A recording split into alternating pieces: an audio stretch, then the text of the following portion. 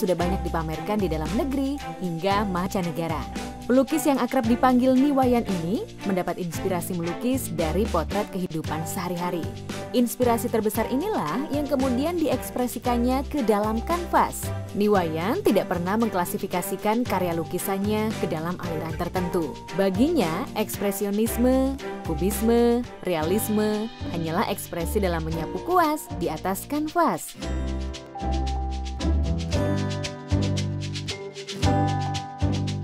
Dari kecil tuh aku udah suka gambar, udah suka coret-coret. Kemudian saya memilih untuk melukis, walaupun dari awalnya tuh nggak pakai guru, gurunya cuman kita browsing lihat.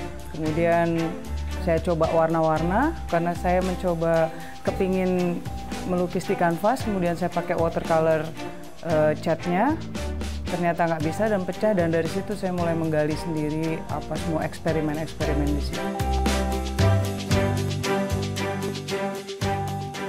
Selain pelukis, Niwayan juga pengusaha galangan kapal. Usaha keluarga inilah yang membawanya hijrah ke Pulau Madura, Jawa Timur. Baginya, jauh dari hingar-bingar kota metropolitan, justru menajamkan instingnya dalam berkesenian. Niwayan berusaha total untuk menghasilkan karya terbaik. Bahkan, ia tak tanggung-tanggung berpetualang mencari inspirasi kreatifnya. Tak peduli tempat terpencil sekalipun, pasti dijelajahinya. Untuk membatasi diri dalam satu aliran, kayaknya enggak. Karena saya udah berani bilang saya seorang pelukis, otomatis saya harus tahu itu semua alirannya kayak gitu. Tapi nanti berhenti di mananya, itu tergantung moodnya hari itu. Kira-kira hari ini kepengen saya ngelukis realis, ya saya lukis realis.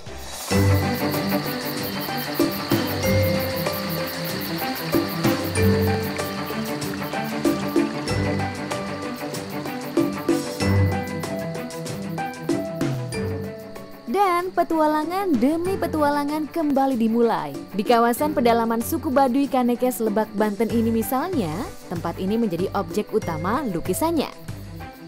Selain itu, kehidupan suku Baduy yang kuat dalam mempertahankan tradisi, hidup dalam kesederhanaan, dan menyatu dengan alam menjadi alasan Niwayan rela menyusuri hutan dan perbukitan di wilayah Kanekes demi memuaskan hasrat kreatifnya. Niwayan sadar sosoknya bisa bermanfaat untuk orang lain. Suku Baduy baginya tidak hanya sebagai objek lukisan, tapi juga sebagai subjek yang mempunyai banyak dimensi. Objek lukisan itu bisa disentuh melalui cinta. Melukis on the spot itu memang yang terbaik. Itu yang paling bagus adalah kita live. Dan pada saat saya ke sana, saya amazed juga dengan kehidupan mereka bisa dengan sangat sederhana dan warna yang buat saya monoton, tetapi itu adalah satu pengalaman yang asik banget.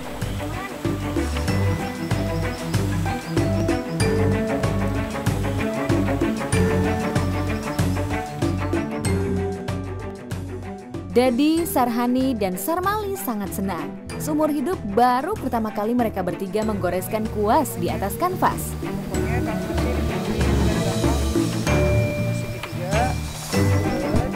Anak-anak suku Baduy ini sangat antusias diajari melukis.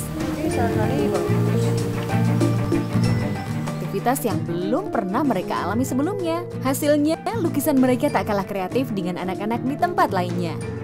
Melukis bagi Niwayan tidak hanya sekedar menyapu kuas di atas kanvas. Dengan cara inilah Niwayan masuk ke dalam objek lukisannya. Berbagi ilmu melukis dengan anak-anak suku Baduy. Cara ini juga ia lakukan di tempat-tempat lain. Cara ini diyakininya mampu membuatnya menjiwai kenyataan sekaligus berbagi kepedulian. Niwayan kerap mengabadikan potret kehidupan sehari-hari. Bukan sekedar hayalan, tema kemanusiaan religius sering terinspirasi dari petualangan kreatifnya.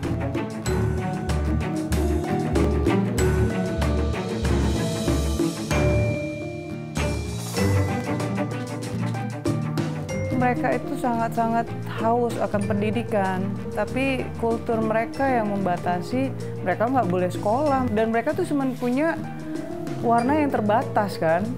Dia cuma putih sama hitam terus biru. Tapi ketika saya bawa warna-warna lain, mereka nggak pilih warna yang mereka punya lagi. Anak-anak itu cerdas banget dan sangat cepat nangkepnya.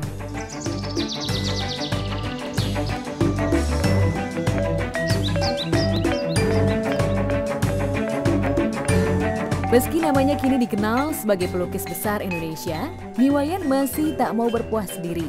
Ia terus mempertahankan prinsipnya. Goresan cat minyaknya di atas kanvas seringkali mampu menyampaikan pesan melampaui kata-kata. Melalui lukisan, Niwayan mencoba memaknai kehidupan sesungguhnya agar manusia selalu peduli sesama.